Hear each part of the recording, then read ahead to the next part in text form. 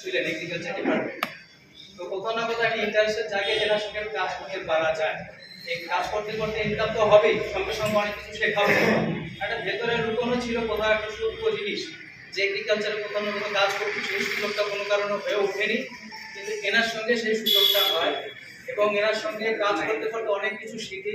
মাঝে মাঝে উনি একটু রেগে গেছিল কিছু প্রশ্ন জিজ্ঞাসা করতে গেলে, আবার সেটা আবার আস্তে আস্তে সুন্দর করে বুঝিয়েও দিয়েছে একটা সময় ধরে, ধৈর্য ধরে।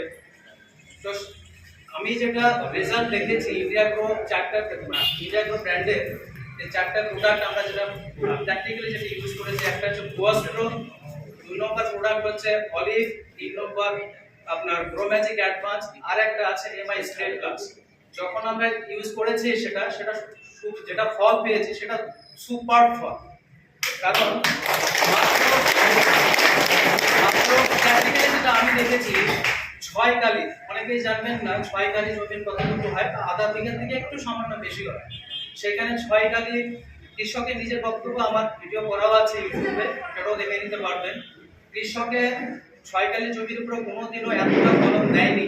উনি বেগুন চাষ করেছিলেন, আগে উনি করতেন মোটামুটি ধরুন 6-7 কুইন্টাল বা ম্যাক্সিমাম 10 কুইন্টাল অবধি উনি যেতেন প্রোডাকশনে। কিন্তু যখন থেকে আমাদের মানে একবার ইউজ করেছেন, আমাদের প্রোডাক্টটা যখন ইউজ করেছেন তার যেটা রেজাল্ট হয়, ভিডিওতে একটু বলা আছে মোটামুটি 15 থেকে 20 কুইন্টাল বলা আছে, কিন্তু তারপরেও যেটা ফল হয়েছে সেটা 30 কুইন্টাল কভার করে গেছে।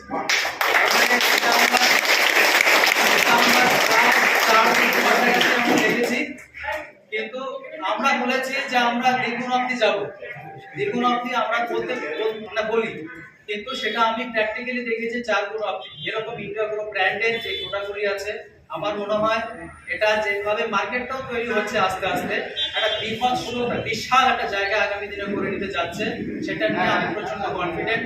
আর স্যার যেভাবে পরিকল্পনা নিয়ে কাজ করছে, আশা করি সঙ্গে সঙ্গে যে ইকোনমিক আমাদের শুধু আমার নয়, আমার হুগলি ডিস্ট্রিক্টের একটা বিশাল বড় সমস্যা, সেটা পার্সোনালি আমি ফিল করি।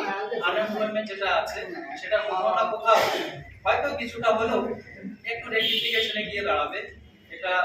আর স্যারের কথা বলবো, sir at the age of 65 এরকম এনার্জি পার্সোনালিটি এটা কম দেখা যায়। আমি দেখেছি বলিউডের একজন তাহলে বিগ হ্যান্ড যখন ওই ছবিটা দেখছিলাম আমার অন্য কারো কথা মনে পড়েনি, অমিতাভ বচ্চনকে দেখছি তখন আমার স্মরণে আসছে আমার স্যার বিকেল চন্দ্র স্যার।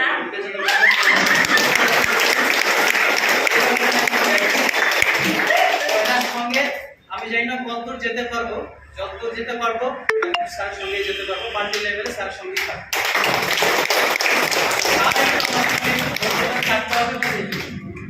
একজন হলো খুব লম্বা, আরেকজন থ্যাংক ইউ।